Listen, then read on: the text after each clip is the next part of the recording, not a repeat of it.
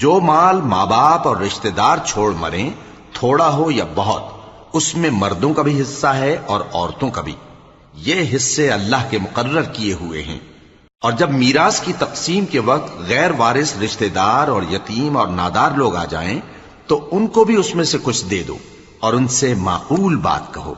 और ऐसे लोगों को डरना चाहिए जो ऐसी हालत में हों कि अपने बाद नन्हे नन्हे बच्चे छोड़ जाएं और उनको उनकी निस्बत खौफ हो कि हमारे मरने के बाद उन बेचारों का क्या होगा।